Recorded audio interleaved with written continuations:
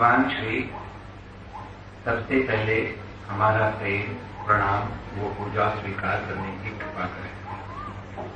परम तत्व को उपनिषद स्वयंभू या स्वप्रकाश कहते हैं। आप कहते हैं कि जो सकारण है वो पदार्थ है और जो अकारण है वो परमात्मा। उसी बात को संत कवित्वमयी भाषा में कहते हैं, दिया बले अगम का बिन बाती बिन दे। लेकिन हम हैं कि अकारण तत्व को इस सकारण जगत को भी ठीक से नहीं समझते और बत्ती तेल वाला हमारा दिया बस टिमटिमाता भर है। कृपा पूर्वक हमें समझाएं, हमें बताएं कि क्या सच में ही बिन बाती बिन तेल की का कोई दिया जलता है? दिया बले अगम का बिन बाती बिन तेल। सरल सा दिखने वाला सूत्र अति कठिन।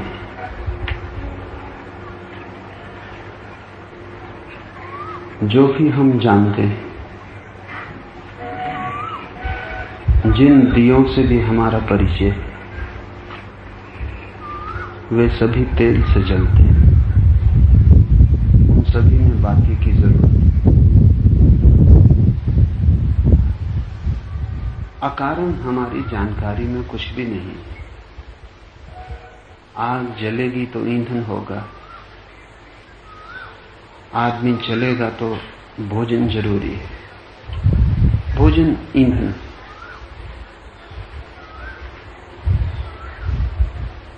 जो भी हम जानते हैं, जो भी हमारा ज्ञान है, वो सभी कारण से बंधा है। ये सूत्र ऐसे तो सरल है कि उस अगम अगोचर का जो दिया है, परमात्मा की जो ज्योति है, वो बिना तेल बिना बाती के जल रही है।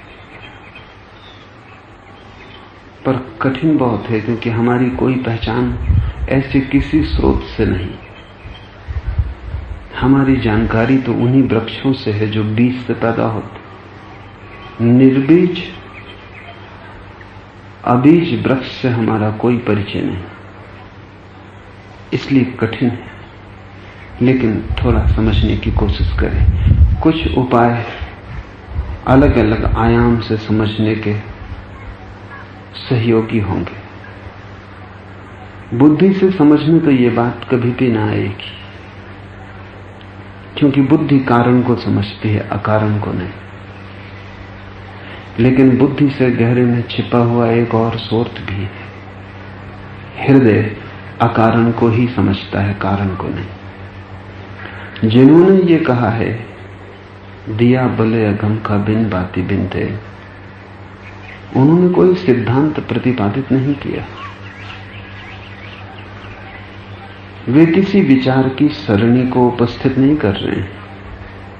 ऐसा उन्होंने देखा, उस दिए के आमने सामने पड़ गए जहां न बाती थी न तेल था। ऐसा उन्होंने अनुभव किया, ऐसा उन्होंने जाना।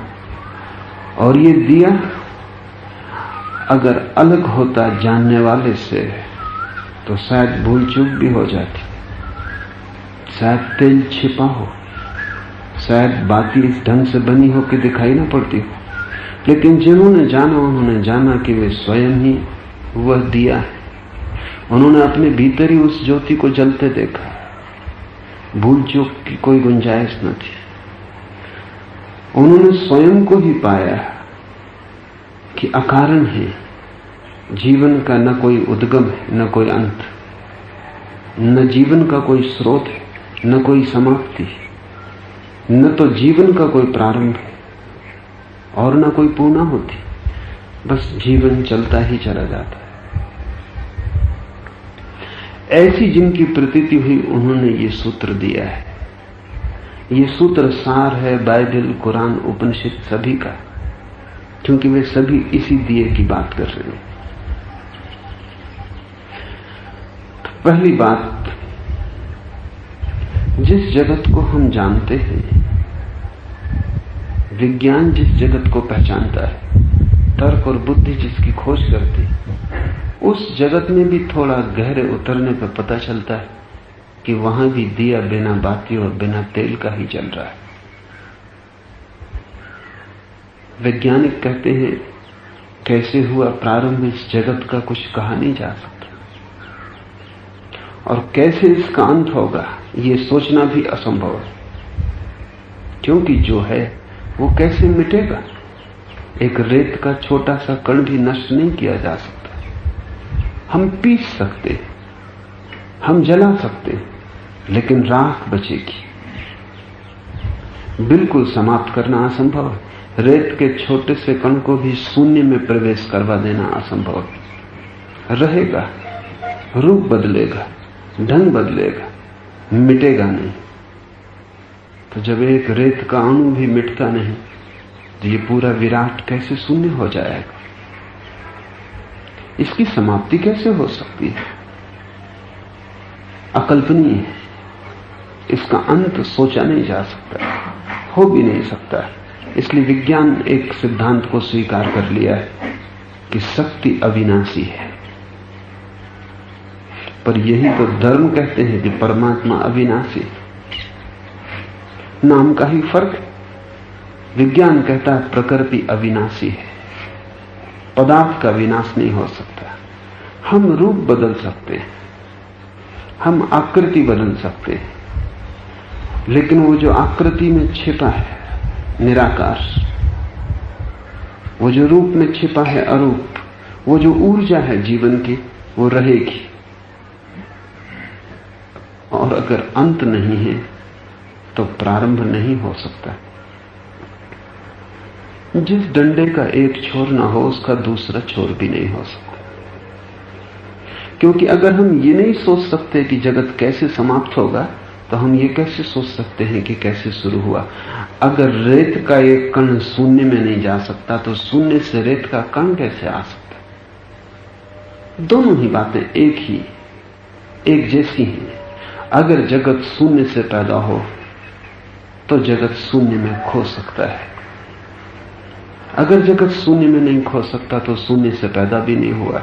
इसका अर्थ हुआ कि जगत सदा था, अस्तित्व सदा सदा था और सदा सदा रहेगा। इसका कोई उद्गम नहीं है। जिस ऊर्जा का कोई उद्गम न हो वो अकारण है।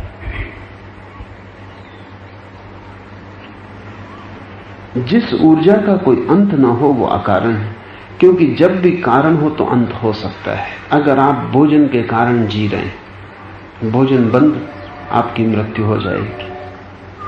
अगर श्वास के कारण जी रहे हैं, श्वास टूटी, आप समाप्त हुए। अगर सूरज की रोशनी के कारण जी रहे हैं, सूरज बुझा, आप बुझे। अगर कारण है तो कारण हटाया जा सकता है। सिर्फ उसका ही अंत नहीं होगा जिसका कोई कारण न हो। तर्क भी, विचार भी इतना तो समझ ही पा सकता है कि इस जीवन की लीला का कोई प्रारंभ नहीं। लेकिन बुद्धि चकराती,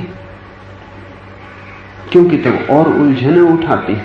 अगर इसका कोई प्रारंभ ना हो, अगर इसका कोई अंत ना हो, अगर ये अंतहीन श्रृंखला है तो फिर इसका प्रयोजन क्या होगा? फिर इसका अर्थ क्या है? फिर सारी बात अर्थहीन हो जाती, फिर इसका कोई प्रयोजन नहीं रह जाता। और बुद्धि को यह मानना कठिन होता है कि कुछ है और उसका प्रयोजन नहीं, क्योंकि बुद्धि व्यवसाय है। प्रयोजन हो तो बुद्धि फैलती, कुछ पाने को हो तो बुद्धि कुछ करती, कुछ कर सकती। अगर कुछ पाने को नहीं, कोई अंत नहीं, ये अंतहीन श्रृंखला चलती ही रहेगी। तुम क्या करते हो इससे कोई फर्क ना पड़ेगा। तुम्हारा कृत्य कोई अंतर न लाएगा।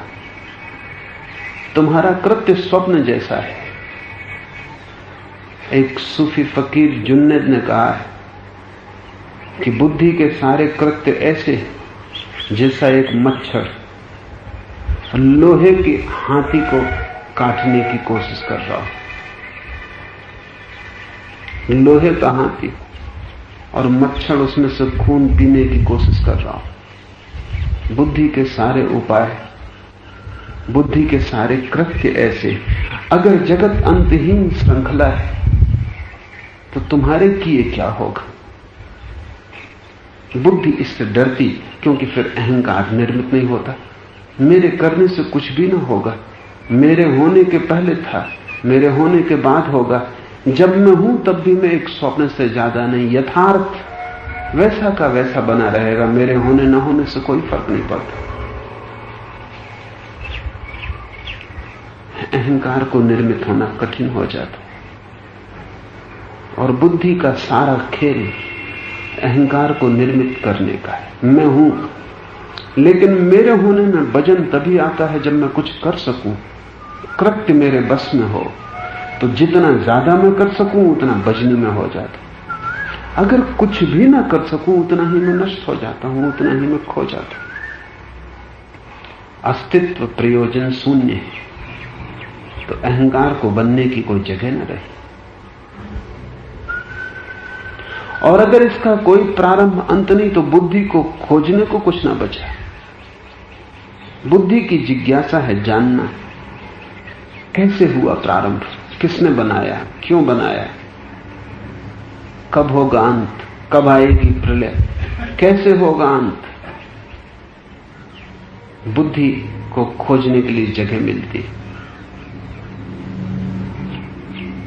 बुद्धि और अहंकार इस प्रयोजन शून्य अंतहीन विस्तार में कहीं भी नहीं टिकते, खो जाते। इसलिए जो अहंकार और बुद्धि को छोड़ के खड़ा होगा वो तत्क्षण देख पाएगा, दिया बले अगम का, ना बाती न तेल। और ये दिया बाहर ही नहीं जल रहा है, ये दिया भीतर भी जल रहा है। यही दिया है सब तरफ, एक ही ज्योति जल रही है। हम सब एक ही ज्योति की अलग अलग लपटें जलेंगी, बुझेंगी।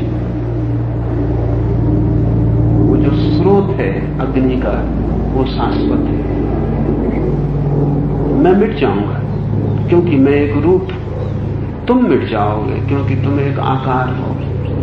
लेकिन जिसने तुम्हारे भीतर आकार लिया है वो तुम्हारे मिटने पर भी नहीं मिटेगा। लहर खो जाएगी क्योंकि लहर एक रूप थी, लेकिन लहर में जो सागर छिपा था वो रहेगा। तुम मिटोगे, तुम खोओगे क्योंकि तुम सकारण हो।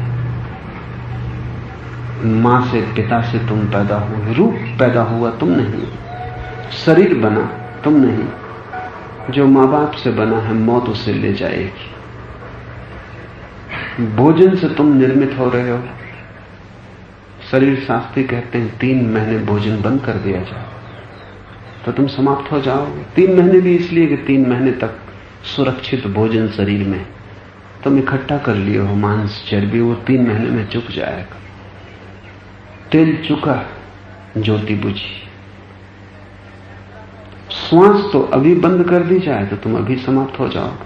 पानी में डुबा दिया जाए तुम और निकलने न दिया जाए तो 2 क्षण में मौत हो जाएगी।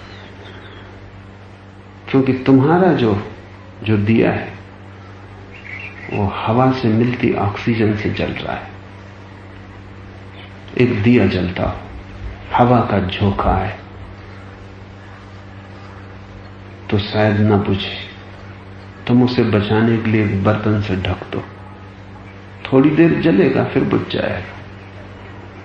क्योंकि जितनी बर्तन के भीतर ऑक्सीजन होगी उतनी देर श्वास ले लेगा, फिर ऑक्सीजन चुकी कि दिया गया। हवा के झोंके में शायद न भी बुझता क्योंकि उसमें प्राण की ऊर्जा भी थी, लेकिन बंद बर्तन में मिट जाएगा।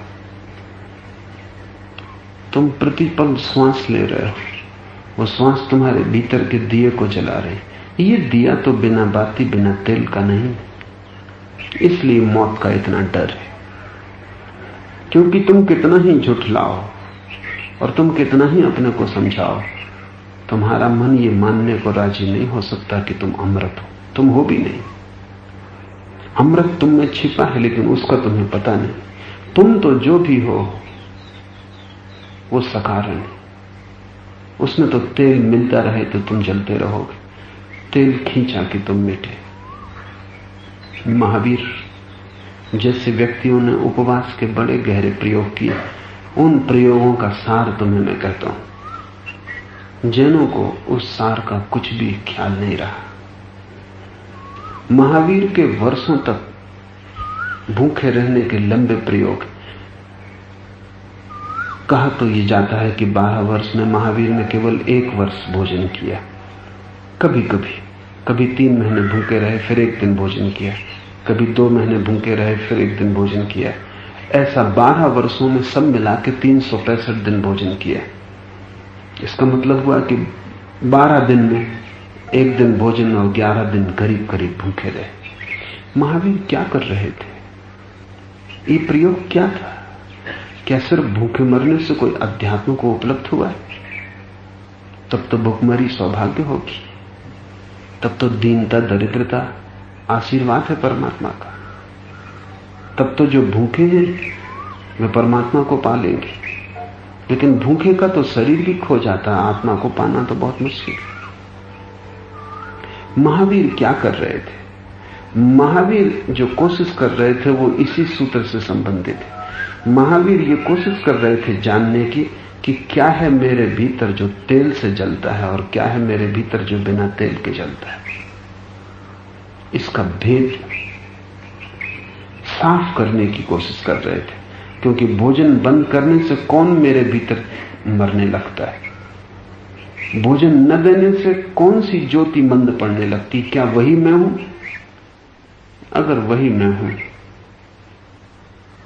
तो व्यर्थ है सब, क्योंकि आज नहीं कल तेल चुकेगा, आज नहीं कल दिया टूटेगा। मिट्टी का दिया है, आज नहीं कल बाती समाप्त हो जाएगी।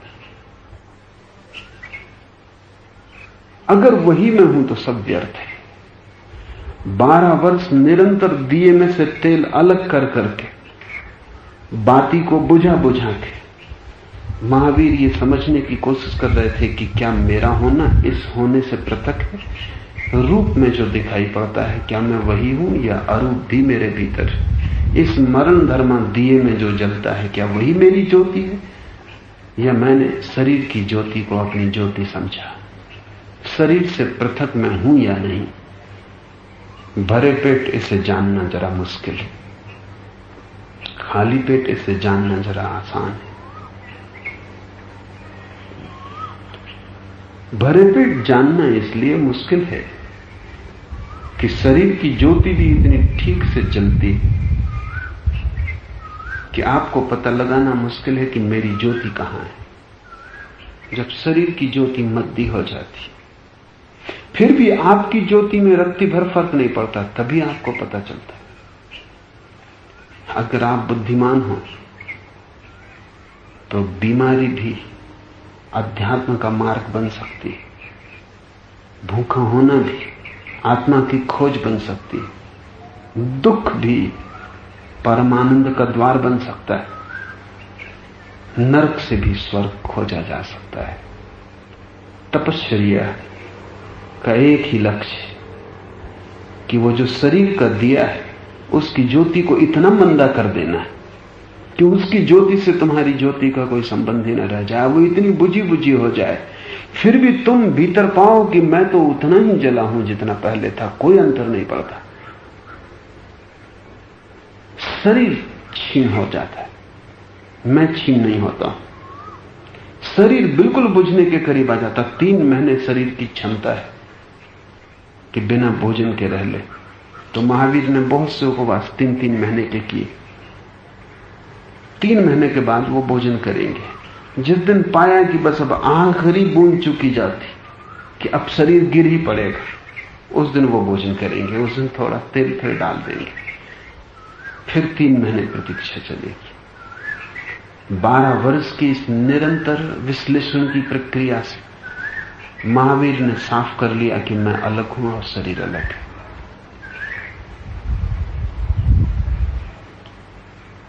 भेद स्पष्ट हो जाए इस भेद की प्रक्रिया को महावीर ने भेद विज्ञान कहा। उपवास भेद विज्ञान का एक माध्यम। कैसे जाने रूप और अरूप की पृथकता, आकार और निराकार इतने मिले हैं, लहर इतनी जुड़ी है सागर से कि कैसे पता चले। सागर इतना प्रवेश कर गया लहर में, भेद कैसे मालूम हो। सागर को भी भेद तभी मालूम पड़ता है जब सागर शांत होता, सब लहर सो गई होती, हवाओं के झोंके नहीं होते, तूफान नहीं होता, तब सागर जानता है कि वो जो लहर की तरह उछल रहा था मुझे, वो विजाती था। वो लहर तो मिट गई, लेकिन मैं उतना का उतना हूं जितना लहर के साथ था। इसलिए लहर का होना एक संयोगिक घटना थी, स्वभावना था। अगर तुम्हारी चेतना पूरी की पूरी जलती है उपवास में भी, और रत्ती भर भेद नहीं पड़ता, और तुम चकित होगे उपवास में चेतना ज्यादा प्रखरता से जलती। भरे पेट थोड़ी मूर्छा होती, भोजन मूर्छा लाता, इसलिए भोजन के बाद नींद की इच्छा होती। भोजन किया कि लगता है थोड़ा विश्राम कर लें, सो जाएं। इसलिए खाली पेट रात नींद नहीं आती, क्योंकि खाली पेट जागरण हो जाता, खाली पेट चेतना जागती। जिन लोगों ने भी थोड़े से उपवास के प्रयोग किए हैं उनका यह अनुभव है कि 2, 3, 4 दिन तो तकलीफ मालूम पड़ती, क्योंकि शरीर की आदत वो मांग करता है, लेकिन 5वें या 7वें दिन के बाद शरीर की मांग शांत हो जाती। शरीर समझ लेता है कि अब भोजन मिलने वाला नहीं, वो मांग बंद कर देता। 7वें दिन के बाद चेतना में बड़ा हल्कापन आना शुरू हो जाता, और 7वें दिन के बाद मूर्छा कम होने लगती। 7वें दिन के बाद नींद एकदम क्षीण हो जाती, करीब करीब ना के बराबर हो जाती। अगर 3 सप्ताह का उपवास किया तो नींद बिल्कुल खो जाती, और जब नींद बिल्कुल खो जाती 24 घंटे होश रहता, और होश हल्का हो जाता, जैसे पंख लग गए, जैसे कोई वजन न रहा, जैसे जमीन का कोई ग्रेविटेशन तुम पे न रहा, तुम निर्भर हो गए, जैसे तुम चाहो तो अब उड़ सकते हो शरीर को छोड़कर। ऐसे क्षणों में तुम्हें पहली दफा पता चलता है कि शरीर का दिया अलग, मेरा दिया अलग। शरीर पर मैं निर्भर नहीं हूं। शरीर की ज्योति जले या बुझे, इससे न मेरे बुझने का कोई संबंध है, न मेरे जलने का। मैं जलता हूं शरीर से अलावा भी, और मैं जलता रहूंगा। और जब शरीर नहीं था तब भी मैं था। इसलिए अगर कोई 1.5 महीने के उपवास में जाए, 6 सप्ताह का उपवास, तो उसे पिछले जन्मों का स्मरण आना शुरू हो जाए। इसलिए आश्चर्य की बात नहीं कि महावीर ने जाति स्मरण के विज्ञान को सबसे गहराई में खोजा, पिछले जन्म के स्मरण को, क्योंकि लंबे उपवास से आप इतने हल्के हो जाते हैं और शरीर से आपका संबंध करीब करीब टूटा हो जाता है। जैसे जरा सा इशारा, एक झटका और आप शरीर से अलग हो सकते हैं। उस क्षण में आपको पिछले जन्मों की स्मृतियां आनी शुरू हो जाती, क्योंकि जब ये शरीर नहीं था तब भी आप थे, और जब ये शरीर नहीं रहेगा तब भी आप रहेंगे। जैसे ही ये साफ होता है कि शरीर से मेरा तादात्म्य नहीं है, तब दर्शन होते हैं दिया भले अगम का, बिन बाती बिन तेल। और जिसको भीतर ये दिया पहचान में आ गया, तो भीतर तो छोटी सी ज्योति है, सब तरफ उसी की ज्योति जल रही। वृक्षों में जो हरी आग दिखाई पड़ रही वो भी उसी की ज्योति है, फूलों में जो लाल आग दिखाई पड़ रही है वो भी उसी की ज्योति है, जो पक्षियों में उड़ रहा है वो भी उसी की ज्योति है।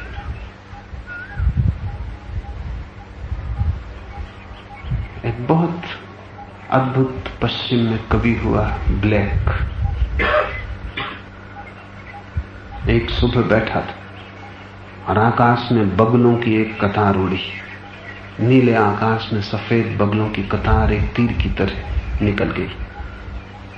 ब्लेक ने उस दिन एक कविता लिखी और उसमें उसने लिखा कि अगर आंखें शुद्ध हो, मन का दर्पण साफ हो, देखने की क्षमता हो, तो पक्षी दिखाई नहीं पड़ते, सिर्फ ऊर्जा दिखाई पड़ती। पक्षी का आकार नहीं दिखाई पड़ता, अंदर जलती हुई आग दिखाई पड़ती। पर आंख साफ हो, आंख धुंधली हो तो आकार दिखाई पड़ता है, आंख साफ हो तो निराकार दिखाई पड़ता है। और आंख कब साफ होती? जब तुम्हारी मूर्छा कम होती। जब तुम्हें नींद पकड़ती तो कुछ साफ दिखाई नहीं पड़ता। ख्याल करो, कभी तुम बैठे हो, जगना पड़ रहा है और नींद आ रही, तुम खोलने की कोशिश कर रहे हो आंखें, लेकिन आंखें खुलना नहीं चाहती, भीतर से बेहोशी छा रही, तब तुम्हारी देखने की क्षमता कैसे साफ होगी?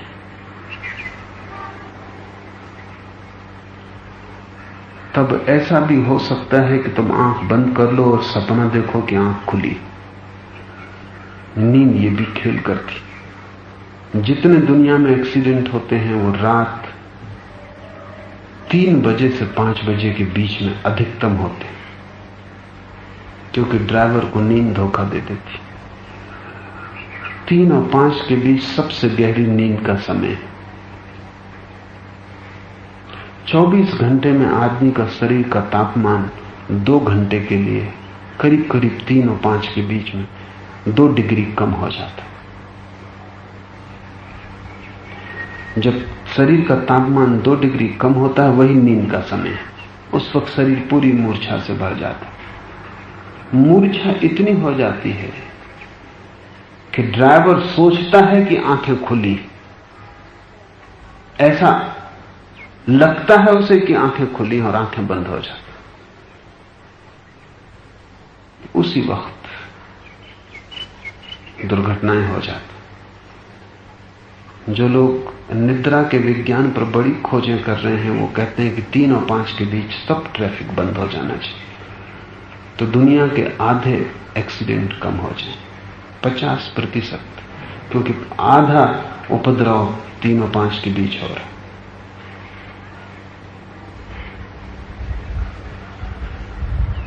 जब तुम्हारी आंखें नींद से भरी होती तब तुम देखोगे कैसे। इसलिए सुबह तुम्हें जो दिखाई पड़ता है वो अलग है, सांझ तुम्हें जो दिखाई पड़ता है वो अलग है। सांझ तुम्हें उदास मालूम पड़ती, सब तरफ चारों तरफ एक तरह का विषाद दिखाई पड़ता है। सूर्यास्त के साथ जैसे सब धीमा मंदा हो जाता। ऐसा हो नहीं रहा है, सिर्फ तुम्हारी आंखें दिन भर की थकी और मंदी हो रही, तुम्हारी आंखों पे धुआं इकट्ठा हो गया है। सूर्यास्त उतना ही सुंदर है जितना सूर्योदय, सूर्यास्त उतना ही ताजा है जितना सूर्योदय, सांझ उतनी ही सुखद, सुंदर और स्वस्थ जितनी सुबह। वहां कोई भेद नहीं पड़ रहा है। तुम्हारी आंखें थक गई हैं और तुम्हारी आंखों की थकान चारों तरफ दिखाई पड़ती। तुम्हारी आंखें मंदिर हो गई, तुम ठीक से नहीं देख पा रहे हो। उपवास के क्षणों में जब बेहोशी कम हो जाती और शरीर उन रासायनिक तत्वों को पैदा नहीं करता जिनसे मूर्छा पकड़ती, भोजन सिर्फ जीवन ही नहीं देता, मूर्छा भी देता है। इसलिए ज्यादा भोजन कर लो तो वो शराब का काम कर सकता है। बहुत से लोग भोजन का उपयोग शराब की तरह करते, इतना ज्यादा भोजन करते हैं और वो पूछते हैं कि क्यों इतना ज्यादा भोजन करते हैं। ज्यादा भोजन शराब का काम देता है, तब बेहोशी अच्छी तरह आ जाती। भोजन के साथ बेहोशी क्यों आ जाती? क्योंकि जैसे ही पेट में भोजन जाता है, मस्तिष्क में जो ऊर्जा साधारणता काम करती, जो शक्ति, वो पेट खींच लेता है।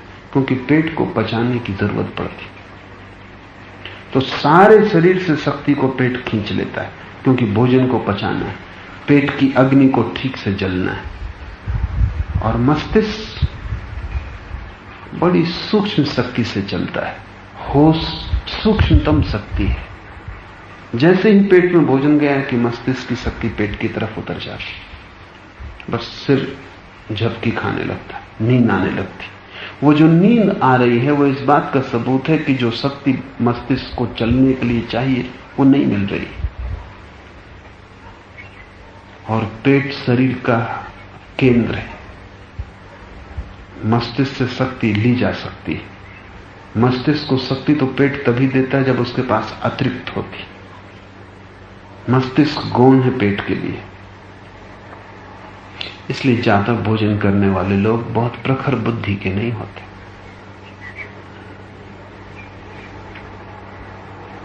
और एक बड़े हैरानी की बात है कि ज्यादा भोजन करने वाले लोग न तो प्रखर बुद्धि के होते और न ज्यादा जीते,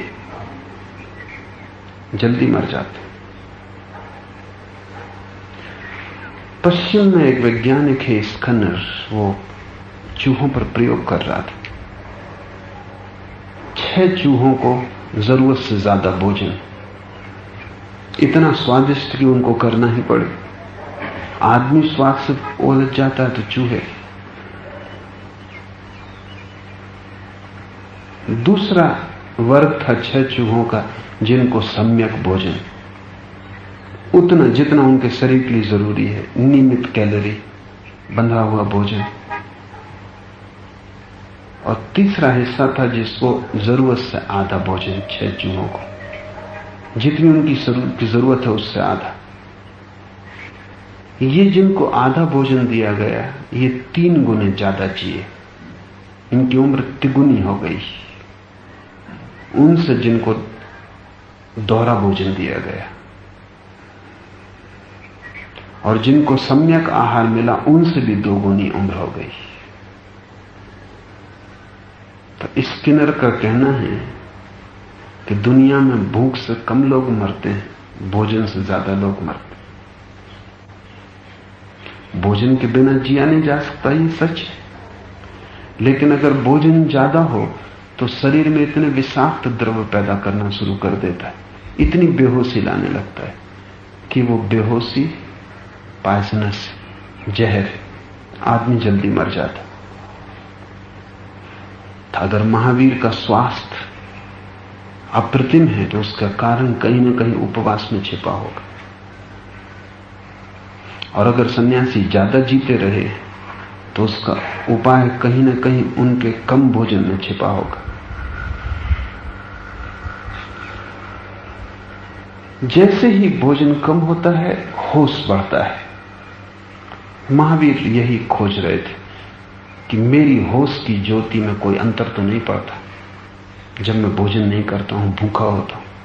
और अगर अंतर नहीं पड़ता तो मौत में भी अंतर नहीं पड़ेगा, क्योंकि मौत सिर्फ शरीर को छीन सकती है, मुझे नहीं।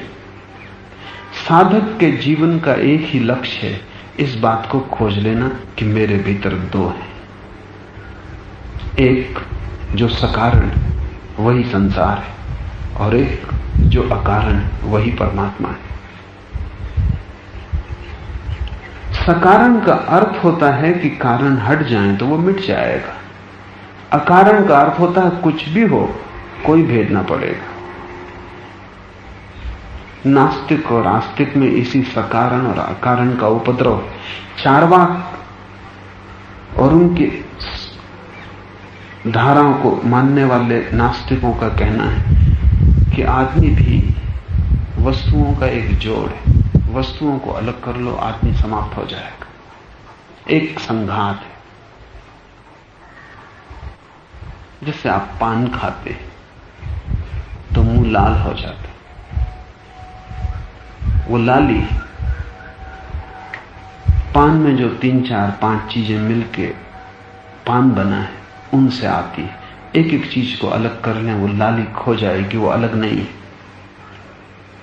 चार्वाक कहते हैं कि आदमी की जो चेतना है वो भी बस पान की लाली की तरह उसके शरीर के तत्वों को अलग कर लो, वो चेतना भी खो जाएगी। यही मार्क्स भी कहता है, consciousness is a by product, कि चेतना जो है वो पदार्थ की उत्पत्ति है। शरीर से पदार्थ अलग कर लो, आत्मा नहीं पाई जाएगी। महावीर उपवास करके यही कोशिश कर रहे हैं जीते जी, कि शरीर से सारे तत्व अलग कर लिए जाएं, सारा भोजन ईंधन अलग कर लिया जाए और देखा जाए कि इससे मुझ में कोई कमी पड़ती है या नहीं।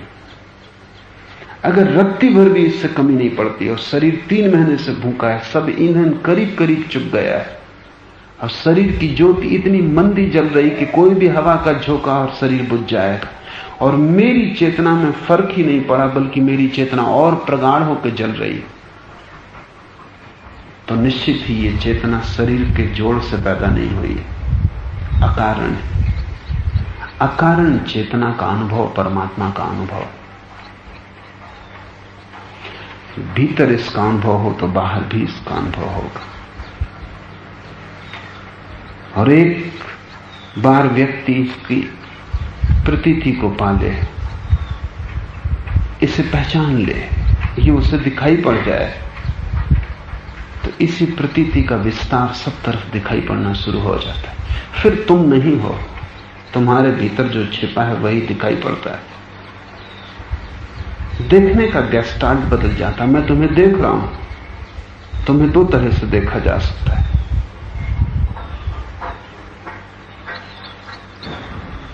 एक तो तुम्हारा रूप है, एक आकृति, तुम्हारा चेहरा है, नाक है, आंख, कान, शरीर, वजन, ऊंचाई,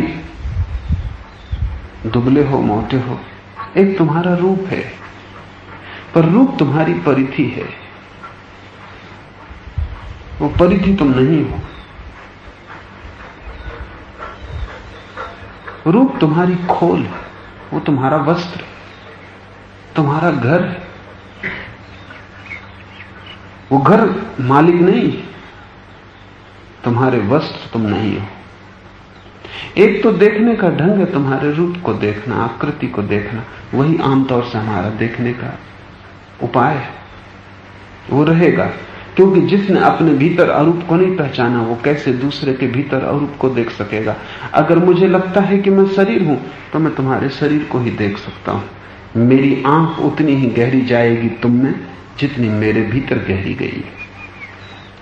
लेकिन अगर मैंने अपने भीतर उस ज्योति को देख लिया जो अगम की है, अगोचर की है, अदृश्य की है, बस तुम्हारा रूप सिर्फ एक खोल रह जाता। फिर तुम पारदर्शी हो जाते हो, फिर मैं तुम्हें सीधा देख पाता हूं। फिर रूप तुम्हें घेरे है, लेकिन वो तुम नहीं हो। तुमने वस्त्र पहने हैं शरीर के, लेकिन वो तुम नहीं हो। तब चारों तरफ ज्योति जल्दी दिखाई पड़ने लगती।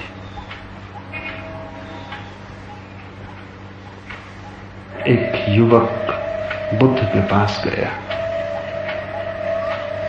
और उसने कहा कि मुझे मौत से बड़ा डर लगता है, मैं कपता हूं, सो नहीं सकता, पता नहीं रात सोऊं सुबह उठ ना सकूं।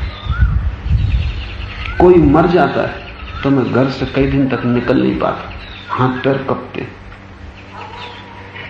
बीमार हो जाता हूं तो बस लगता है मौत आ गई, अब बच ना सकूंगा।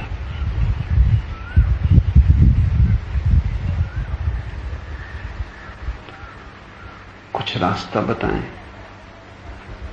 बुद्ध ने कहा, कोई भी रास्ता तुझे बताया जाए वो गलत होगा, क्योंकि रास्ता बताने का अर्थ होगा कि मैंने स्वीकार कर लिया कि तेरी ये प्रतीति सही है।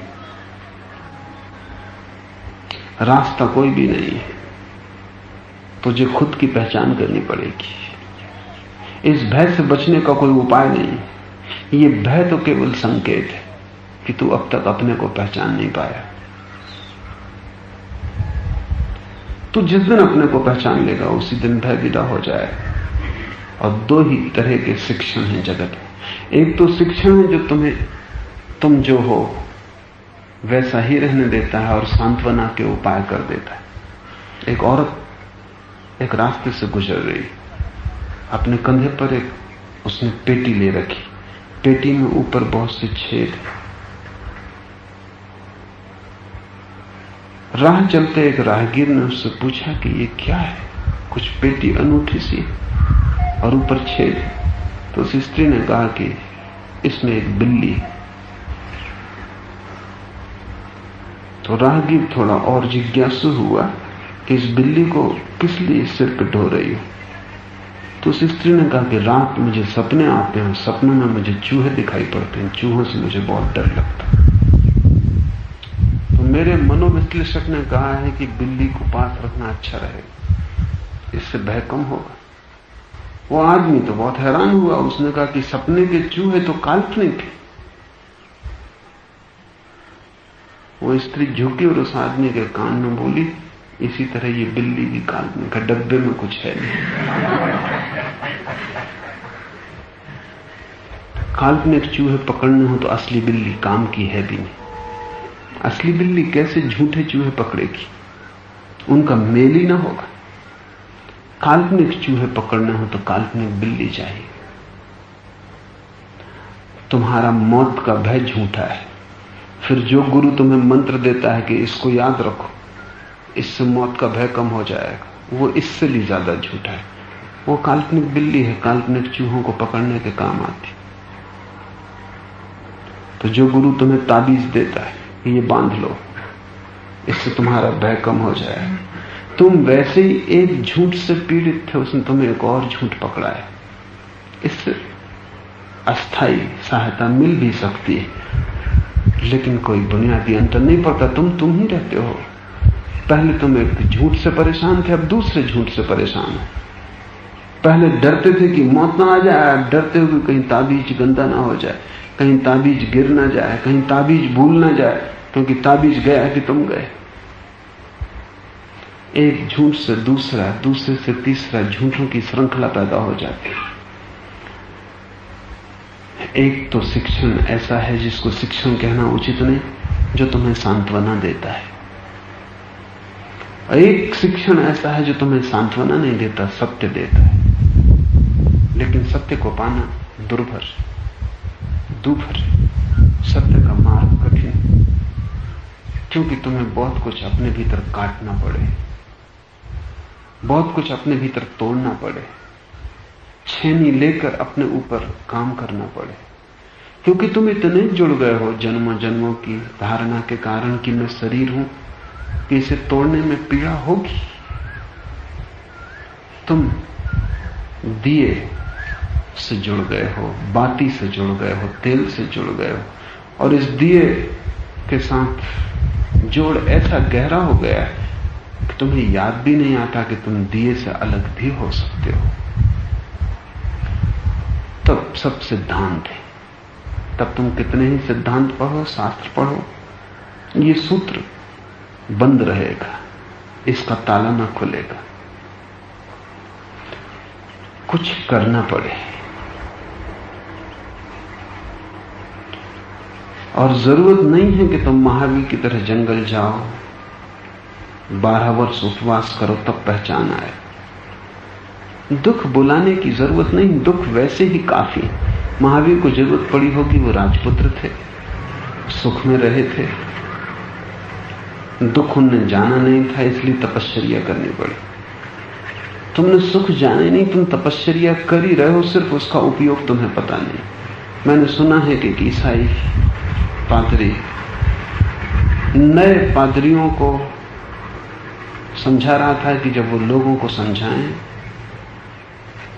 तो किस तरह व्याख्यान दें, किस तरह समझाएं।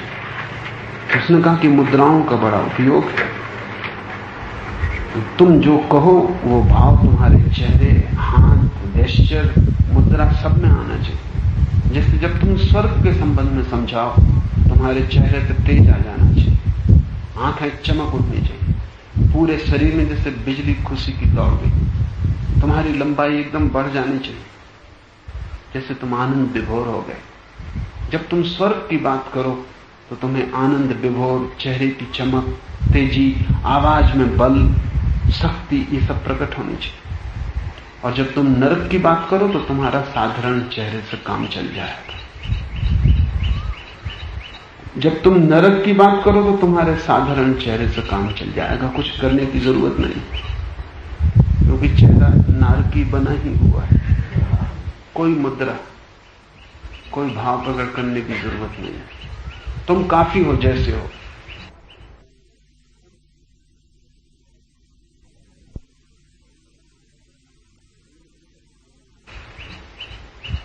वही मैं तुमसे कहता हूं, महावीर को जरूरत पड़ी होगी जंगल जाने की और उपवास करने की और पीड़ा खड़ी करने के लिए। तुम जैसे हो काफी तपस्या में, तुम बहुत दुख वैसे ही झेल रहे हो। इन्हीं दुखों का उपयोग कर लो, इनको सीढ़ियां बना लो। जब बीमार पड़ो तो बीमारी पर ज्यादा ध्यान मत दो, चेतना पर ज्यादा ध्यान दो। आंख बंद करके बिस्तर पर पड़े हो, इस बात को देखने की कोशिश करो कि शरीर बीमार पड़ा है, बीमारी तुम्हें भी छूती है या नहीं, तुम बीमार हो या नहीं। पैर में कांटा चुभा है, पैर में तकलीफ हो रही, कांटा तुम में भी चुभा है या नहीं, या तुम सिर्फ देख रहे हो? तुम सिर्फ जानने वाले हो या अनुभोक्ता हो? पैर टूट गया है, हड्डी टूट गई है, फ्रैक्चर हुआ है, पट्टियां बंधी हैं, तुम पड़े हो, पीड़ा हो रही है, उस पीड़ा को गौर से देखो और खोजने की कोशिश करो कि हड्डी का टूटना तुम्हारा टूटना है या तुम अब भी साबित हो। फ्रैक्चर हुआ है, हाथ पैर बंधे पड़े, तुम बंध गए हो या तुम अब भी मुक्त हो? हथकड़ियों के बीच की चेतना सदा मुक्त है। कारागृह के भीतर की चेतना कभी कारागृह में नहीं है।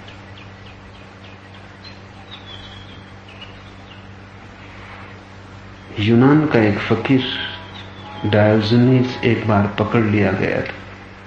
कुछ दुष्टों ने पकड़ लिया, उसे बेचना चाहते थे गुलाम की तरह।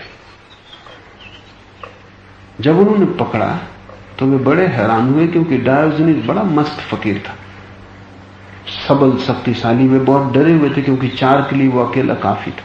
नंग धड़ंग वो जंगल में घूम रहा था। जब उन 4 ने बड़ी हिम्मत सोच विचार की कि 4 की भी फजीयत कर सकता है अकेला, बड़ी हिम्मत से बड़ी ताकत से उसने हमला किया, तो वो बड़े हैरान हुए। वो बिल्कुल शांत खड़ा हो गया उनके बीच में और उसने अपने को पकड़ा दिया। वो चकित भी हुए, वो हमला करता तो इतने चकित ना होते, जरा भी उसने अड़चन न दी। और जब वो हथकड़ियां पहना रहे थे तो उसने हाथ कर दिया, जब वो बेड़ियां डाल रहे थे तो उसने पैर आगे बढ़ा दिए। उनमें से एक ने पूछा कि तुम कुछ जरा अजीब है, दिमाग तुम्हारा ठीक है, हम तुम्हें गुलाम बना रहे। डायोजनीस ने कहा कि तुम और मुझे अगर गुलाम बना सकते तो मैं लड़ता, तुम मुझे गुलाम न बना सकोगे, क्योंकि आत्मा किसी भी स्थिति में गुलाम नहीं बनाई जा सकती। जिस हाथ पे तुम हथकड़ियां डाल रहे हो वो मैं नहीं हूं, इसलिए तो हाथ बढ़ा सका, क्योंकि अगर वो मैं होता तो हाथ छोड़ाता। और जिस शरीर को तुमने घेर रखा है वो मैं नहीं हूं, इसलिए तुम्हें चुपचाप खड़ा हो गया कि नाहक उपद्रव क्यों खड़ा कर लो। तुम भूल में हो सकते हो, मैं भूल में नहीं हूं।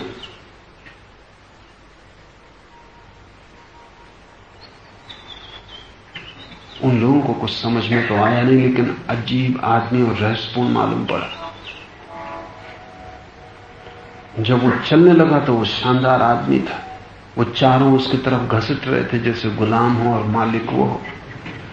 और जब वे बाजार में गए जहां वे उसको बेचना चाहते थे, तो लोग उससे पूछते थे कि बात क्या है, क्या इन गुलामों को बेचना?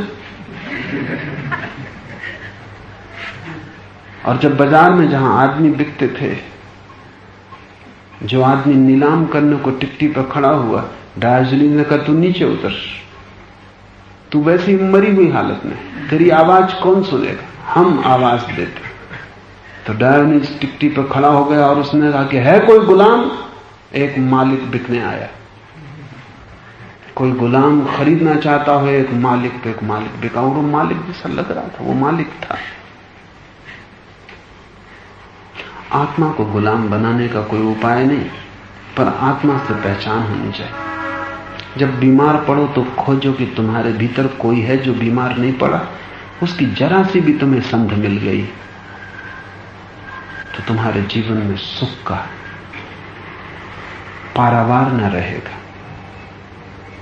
जब तुम दुख में हो तो खोजो कि कोई है तुम्हारे भीतर जो दुख से अस्पर्शित रह गया है। उसकी जरा सी भी प्रतीति स्वर्ग की हवाओं को तुम्हारे भीतर भर देगी। जब तुम हारे हुए पड़े हो और कोई तुम्हारी छाती पर बैठा है, तब आंख बंद करके देखो कि क्या कोई उपाय है कि तुम्हारी छाती पर कोई बैठ सके। ये छाती तुम्हारी छाती है, तुम हो, और एक गहन हंसी तुम्हें घेर लेगी। जीवन एक व्यंग मालूम पड़ेगा, क्योंकि जो बन नहीं सकता वो बंधा हुआ मालूम पड़ रहा है। जिसके दुखी होने का कोई मार्ग नहीं वो दुख में पड़ा है। जो सम्राटों का सम्राट है वो सड़क पर भीख मांग रहा है। जिस दिन तुम अपने दुख में इस अस्पर्शित को खोज लोगे, उसी दिन तुम्हें समझ में आ जाएगा कि एक दिया ऐसा भी है जो बिना तेल और बिना बाती के जल रहा है। वही दिया खोजने जैसा है, वही ज्योति पाने जैसी है। और तब सब तरफ उसी ज्योति के दर्शन होंगे, तब सब तरफ उसी ज्योति का मंदिर दिखाई पड़ेगा। तब पूरा अस्तित्व एक विराट ऊर्जा हो जाता है, अंतहीन, प्रारंभहीन।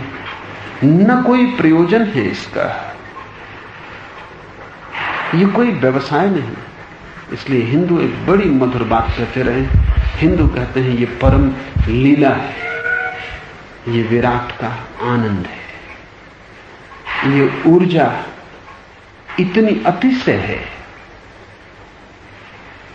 कि पारावार नहीं, इसलिए बही जाती, निष्प्रयोजन। पूछो नदी से किस लिए बह रही,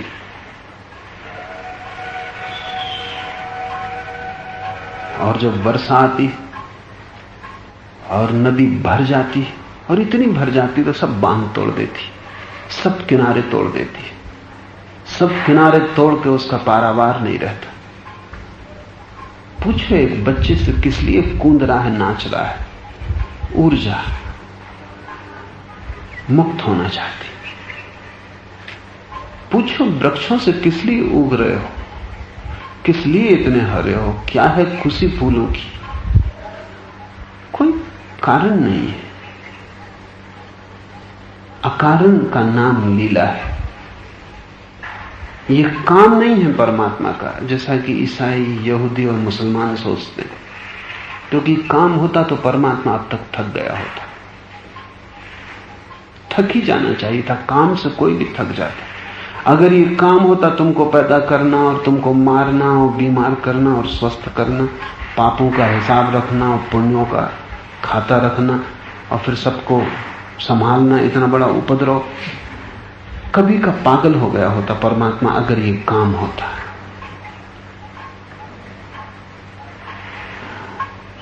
अगर ये काम होता तो उसने भी अब तक दुकान बंद कर देने की सोची होती, कभी का उसने संन्यास ले लिया होता, गृहस्थी छोड़ दी होती। तुम तब उत्सुक हो जाते हो संन्यास लेने को, गृहस्थी छोड़ने को। एक छोटा सा घर, एक छोटा सा काम धंधा, एक छोटी सी दुकान तुम्हें ऐसा बेचैन कर देती कि तुम मरना पसंद करोगे, लेकिन उस काम धंधे में नहीं रहना चाहते। थोड़ा सोचो, इस विराट को अगर काम की तरह चलाना हो तो परमात्मा कभी का संन्यास्त हो जाता। और अगर परमात्मा उदास हो जाए तो फिर तुम्हारे आनंदित होने का उपाय क्या है? और अगर परमात्मा संन्यास ले ले तो जगत तत्क्षण खो जाएगा। तुम्हारा संन्यास लेना और संसार को छोड़ देना सिर्फ तुम्हारे घर को ही चोट पहुंचाता है। अगर परम ऊर्जा विश्राम कर ले, थक जाए, ऊब जाए, दुखी हो जाए, तो संसार तत्क्षण विलुप्त हो जाएगा। क्योंकि ये ऊर्जा उसमें बहती रहे तो ही वृक्ष खिलेंगे, तो ही बच्चे नाचेंगे, तो ही आकाश में बादल चलेंगे, नदियां बहेंगी, पहाड़ उठेंगे। ये ऊर्जा उदास हो जाए, सिकुड़ जाए, संकोच को हो जाए उपलब्ध, तो विस्तार खो जाएगा, सब सिकुड़ के बंद हो जाए। हिंदुओं की धारणा अनूठी, उन जैसी धारणा जगत में किसी की नहीं। हिंदू कहते हैं ये लीला है, ये खेल है। खेल से कभी कोई थकता नहीं। खेल का मतलब ये है जिसमें कोई प्रयोजन नहीं, जिसमें फल का कोई सवाल नहीं। खेल का मतलब ये है कि अभी और यहीं शक्ति की अभिव्यक्ति में ही रस है, परिणाम में कोई रस नहीं। तुम हो ये परमात्मा का आनंद है, तुम कैसे हो ये सवाल नहीं। साधु को देख के ज्यादा आनंदित हो अगर परमात्मा, और असाधु को देख के कम, तो वो दुकान चला रहा है। फिर उसी तुम्हारे जैसा है, जो बेटा कमा के लाता उससे तुम खुश हो, और जो बेटा गंवा आता उससे तुम ना खुश। तब फिर वो भी धंधेबाज है, उसके दिमाग में भी गणित ना। परमात्मा असाधु में भी उतना ही प्रसन्न, साधु में भी उतना ही प्रसन्न। खेल तटस्थ है। खेल का मतलब यह है कि जो रावण का पाठ कर रहा है नाटक में, परमात्मा उससे उतना ही प्रसन्न है जितना राम से। और जब खेल का अंत होगा तो राम और रावण में भेद न रह जाएगा। इस धारणा को समझना बड़ा कठिन है, क्योंकि हमारा मन कहता है साधु असाधु में भेद होना चाहिए, बुरे भले में भेद होना चाहिए। एक चोरी कर रहा था, एक दिन रात प्रार्थना कर रहा था, इनमें फर्क होना चाहिए। जो प्रार्थना कर रहा था उसको पुरस्कार मिलना चाहिए, जो चोरी कर रहा था उसको दंड मिलना चाहिए।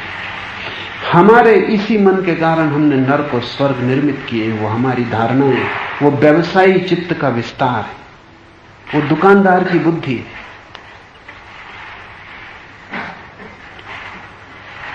अगर परमात्मा है तो नरक नहीं हो सकता। अगर परमात्मा है तो सभी कुछ स्वर्ग है। अगर परमात्मा है तो सभी कुछ खेल है। कृष्ण अर्जुन को यही समझाने की कोशिश करते हैं, अर्जुन की समझ में नहीं आता। वो हिसाब किताब लगाता है। वो कहता है इतने लोगों को मारूंगा तो कितना पाप लगेगा, इतने लोगों को मार के जो धन राज्य मिलेगा वो इस योग्य भी है या नहीं। और कृष्ण अर्जुन को कहते हैं तू हिसाब मत लगा, तू परिणाम की चिंता मत कर, तू निमित्त है। एक खेल है, तू उसे खेल ले। और खेलते समय तू इतना ही स्मरण रख कि परमात्मा तुझसे खेल रहा है।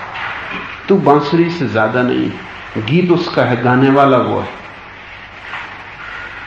ये अहंकार मानने को राजी नहीं होता कि मैं बांस की पोंगरी हूं। अहंकार सोचता है कि गीत भी मेरा है। अहंकार सोचता है ये जो मधुर स्वर पैदा हो रहे हैं ये मेरे। और जब तक अहंकार ऐसा सोचता है तब तक आप उसको ही जान पाएंगे जिसका कारण वही ज्योति आपको दिखाई पड़ेगी जो तेल से जलती है। अहंकार तेल से जलने वाला दिया है, आत्मा बिन बाती बिन तेल। पर एक क्रांति चाहिए दृष्टिकोण में। काम न रह जाए अस्तित्व। अस्तित्व सिर्फ एक उत्सव हो। होली पर आप एक दूसरे पर पानी फेंक रहे हैं, रंग फेंक रहे हैं, गुलाल डाल रहे हैं। कोई अगर पूछे कि क्या कर रहे हो, इसका क्या फायदा है? तुम गुलाल डालोगे फिर इस आदमी को जाके घंटा भर स्नान करने में खराब करना पड़ेगा। लेकिन जिस पे तुम गुलाल डाल रहे हो वो भी आनंदित हो रहा है, वो भी प्रसन्न है। ऐसा प्रसन्न वो कभी भी ना था। और काम बिल्कुल व्यर्थ है। छोटे बच्चों पर अगर कोई होली पर रंग नहीं डालता तो गली में इधर उधर जाके वो खुद पे डाल के बाहर आ जाते, क्योंकि ये मानना उनको अच्छा नहीं लगता कि किसी ने भी इस योग्य नहीं समझा कि थोड़ा रंग डाले। पर होली क्या है? सिर्फ एक उत्सव है। और हमारे बाकी दिन तो इतने दुख से भरे हैं कि कभी होली कभी दिवाली हमें बनानी पड़ी। लेकिन परमात्मा के लिए अस्तित्व सदा होली और दिवाली। वहां सदा दिए जल रहे हैं जो कभी बुझते नहीं। और वहां सदा रंग फेंका जा रहा है। कोई उन्हें फूल कहता है, कोई उन्हें इंद्रधनुष कहता है, वहां सदा रंग फेंका जा रहा है। स्रोत कभी चुकता नहीं। ये विराट अगर तुम्हें लीला जैसा दिखाई पड़े तो फिर तुम चिंता ना करोगे कि इसका कारण क्या है, ये कब हुआ, कब मिटेगा। न ये उत्सव चलता रहेगा। उत्सव में भाग लेने वाले बदलते जाएंगे क्योंकि वे थक जाते। वे भी थक जाते हैं इसलिए कि इसको काम समझते हैं। अन्यथा ये नृत्य जारी है, इसमें रूप बदलते रहेंगे, लहरें बदलती रहेंगी, सागर अपना तुमुलनाद करता रहेगा। पर पहले पहचानना भीतर, पहले भेद खड़ा करना भीतर, तभी तुम्हें बाहर ये भेद दिखाई पड़ सकेगा। यहां एक बात समझ लेनी जरूरी है जो कि ऊपर से देखने पर विरोधाभासी मालूम पड़ती। महावीर अपने पूरी चिंतना को भेद विज्ञान कहते हैं। शंकर और दूसरे वेदांती अभेद की बात करते हैं और महावीर भेद की बात करते हैं। महावीर कहते हैं तुम्हें साफ साफ भेद कर लेना चाहिए तुम्हारे भीतर जो मिटने वाला है मर्त्य और जो अमृत, उन दोनों को बिल्कुल अलग कर लो, भेद कर लो, सार असार को छांट के अलग कर लो। क्योंकि जरा भी इसमें तुम भ्रांति में रहे तो तुम भटकते रहोगे। जिस दिन तुम साफ साफ अलग कर लोगे, भूसा अलग, गेहूं अलग, सार अलग, असार अलग, बस उसी दिन तुम मुक्त हो जाओगे। महावीर का सारा जोर भेद पर है, शंकर का सारा जोर अभेद पर। शंकर कहते हैं जब तक तुम भेद करते रहोगे कि तुम अलग और ये संसार अलग, अस्तित्व अलग और तुम अलग, तब तक तुम भटकोगे। जिस दिन तुम जान लोगे कि तुम यह और वह दोनों एक हो, तत्वमसि, उसी दिन तुम मुक्त हो जाओगे। तो मैं तुमसे कहता हूं ये दोनों शब्द अलग, रास्ते जरा अलग से दिखाई पड़ते हैं पर बिल्कुल एक है। और साधक के लिए महावीर का रास्ता ज्यादा सुगम बजाय शंकर के, क्योंकि महावीर शुरू से शुरू करते हैं और शंकर अंत से शुरू करते हैं।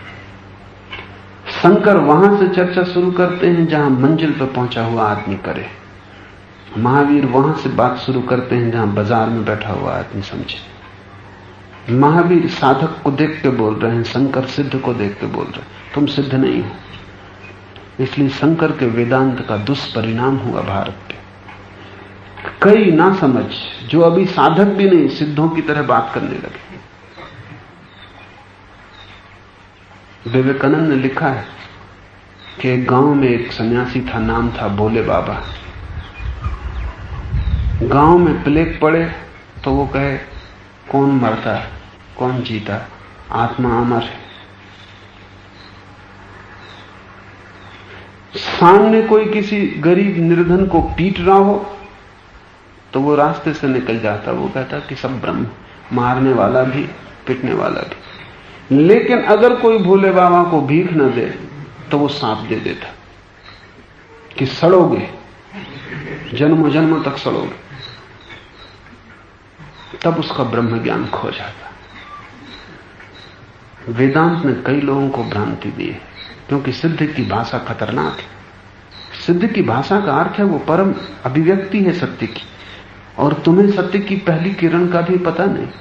वो परम अभिव्यक्ति तुम्हारे मस्तिष्क में बैठ जाए, तुम उसे दोहराने लगो तो खतरा है। तुम चलोगे नहीं, तुम यात्रा ही नहीं करोगे, मंजिल मिली ही नहीं तुम्हें कभी, और तुम भाषा सिद्ध की बोलने लगे। इसलिए शंकर की बात का दुष्परिणाम हुआ फायदे की जगह। हिंदुस्तान में हजारों सन्यासी हो गए जो पहला कदम भी नहीं चले, जिन्होंने काखा गा भी पूरा नहीं किया है, और बात वो ब्रह्म की करने लगे।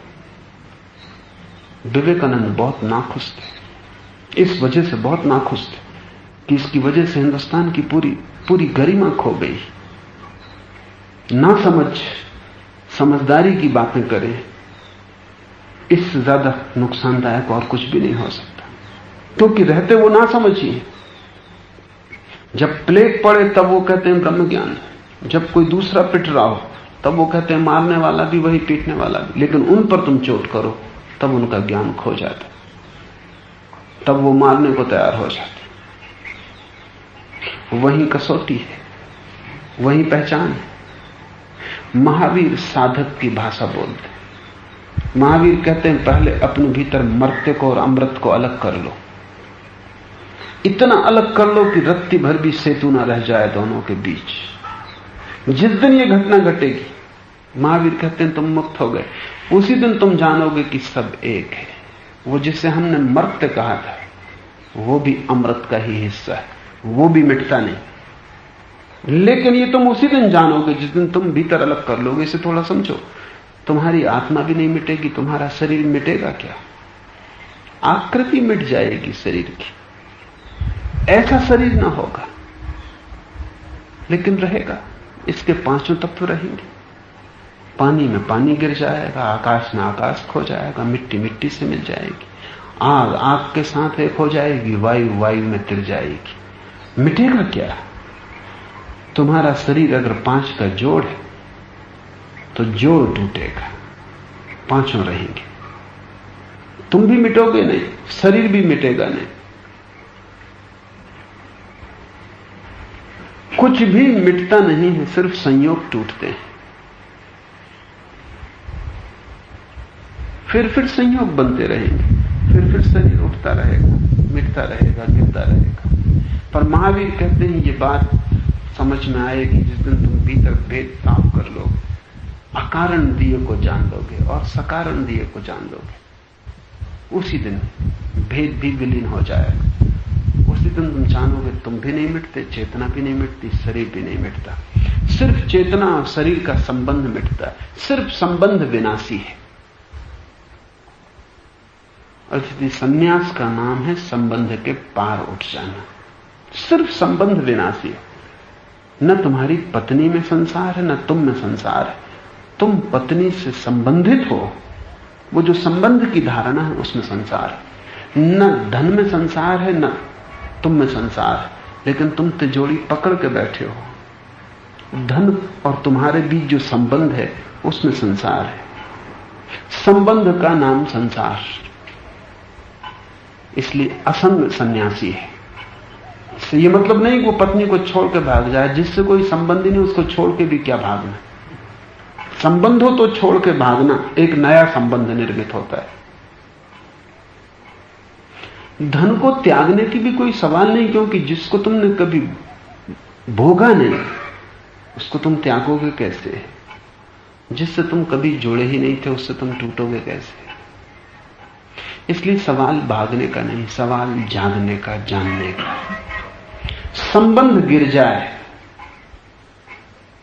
तुम्हारा कोई संबंध न रह जाए, किसी भांति का संबंध न रह जाए, तत्क्षण तुम मुक्त हो। इस असंग अवस्था को महावीर कहते हैं केवल,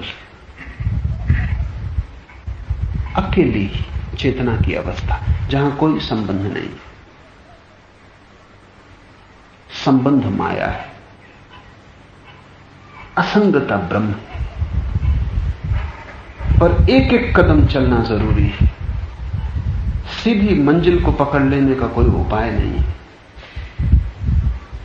और एक एक कदम का अर्थ है भीतर से शुरू करो, सिद्धांत से नहीं, अनुभव से। शरीर और स्वयं को अलग करो, पहला संबंध वहां तोड़ो, फिर और संबंध उसी संबंध पर खड़े। जैसे तुमने आधारशिला अलग कर ली और पूरा भवन गिर जाए। जिस दिन तुम भीतर स्वयं के और शरीर के संबंध को अलग कर लोगे, उसी दिन तुम्हारे सारे संसार का महल भूमिसात हो जाएगा। अगर वो आधारशिला बची रही तो तुम कहीं भी जाओ, तुम नए संबंध निर्मित करोगे, क्योंकि बीज तुम्हारे साथ नए अंकुर आ जाएंगे। आश्रम में जाओगे, वो आश्रम तुम्हारा हो जाएगा। बच्चों को छोड़ दोगे, शिष्य बन जाएंगे, वो शिष्य तुम्हारे हो जाएंगे। बेटा मरता तो जैसा दुख होता वैसा ही शिष्य के मरने से दुख होगा।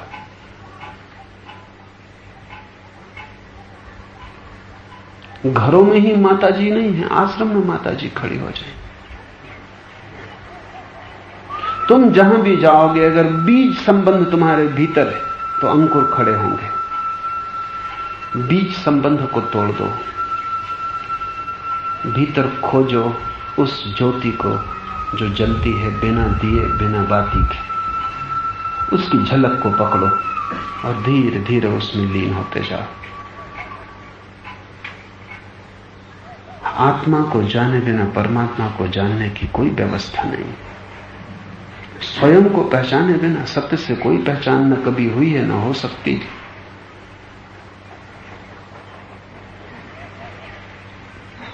और जो उस पहली पहचान को उपलब्ध हो जाता है, अंतिम बहुत दूर नहीं है। इस यात्रा में पहला कदम अंतिम कदम बन जाता है।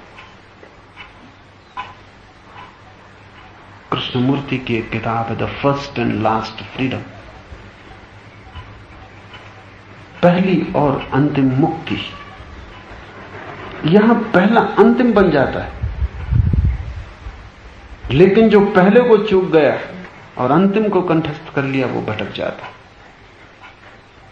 ज्ञान से थोड़ा बचना। अज्ञान इतना खतरनाक नहीं है। अज्ञान तो निर्दोष है, ज्ञान चालाक है। अज्ञान जिस दिन नहीं रहेगा उस दिन जो ज्ञान तुम्हारे भीतर प्रकट होगा वो तुम्हारा है, और जो तुम्हारा है वही मुक्त करता है। तुम इस अज्ञान को ढांक ले सकते हो ज्ञान से, वेदांत से, वेदों से। तब तुम्हारा अज्ञान सुरक्षित हो गया, किले के भीतर हो गया।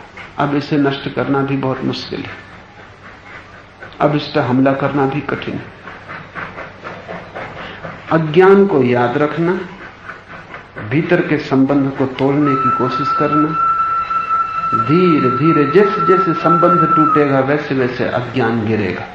जैसे जैसे असंबंधित चेतना का दिया दिखाई पड़ेगा वैसे वैसे ज्ञान प्रकट होगा। जिस दिन तुम्हारी भीतर की लौ जो बिना दिए और बिना बाती के जलती, बिना तेल के जलती, पहचान में आ जाएगी, उस दिन ज्ञान, उस दिन तुम वेद हो गए। उस दिन वेद को कंठस्थ करना व्यर्थ है।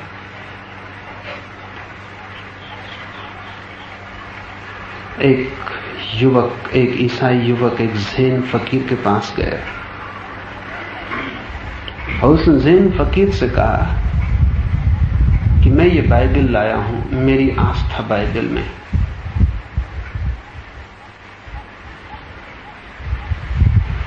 तुमने कभी बाइबल पढ़ी? उस फकीर ने कहा कि नहीं, पढ़ने की फुर्सत नहीं मिली। अपने को ही पढ़ने में सारी शक्ति लगी जा रही। फिर भी तुम ले आए हो तो कुछ पढ़ के सुना सकते हो। ईसाई युवक आया ही इसलिए था कि ज़ैन फकीर को ईसाई बना ले, तो वो बड़ा प्रसन्न हुआ। उसने सरमन ऑन द माउंट, पर्वत प्रवचन के कुछ हिस्से पढ़ के सुनाए कि धन्य है वे जो निर्बल है, क्योंकि परमात्मा का राज्य उन्हीं का होगा। धन्य है वे जो विनम्र है और अंतिम खड़े, क्योंकि मेरे राज्य में वे ही प्रथम खड़े होंगे, वे ही सर्वोपरि होंगे। उस फकीर ने कहा कि बस रुक जाओ, मुझे पता नहीं किसने ये वचन कहे, लेकिन जिसने भी ये वचन कहे उसने भीतर की लौ पहचान ली थी, और जिसने भी ये वचन कहे वो बुद्ध था।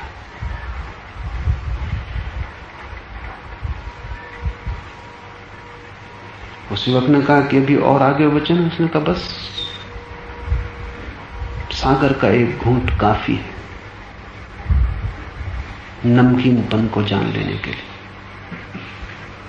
अब तुम किताब बंद करो, एक बूंद चख ली, पूरा सागर चख लिया। जिसने भी ये वचन कहे,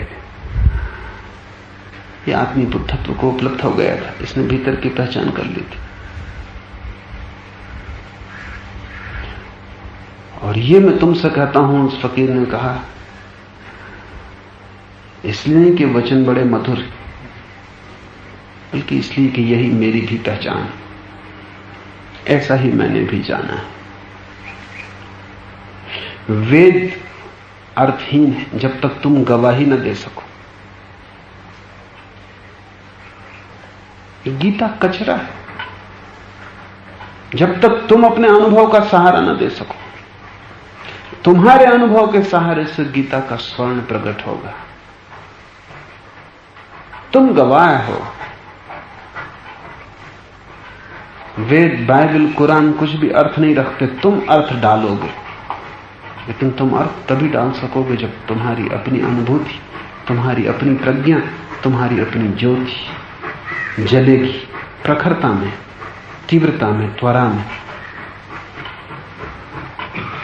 और ध्यान रखना, बस एक ही बात ध्यान रखना है, उस ज्योति को खोज लेना है जो बिना ईंधन के जलती है।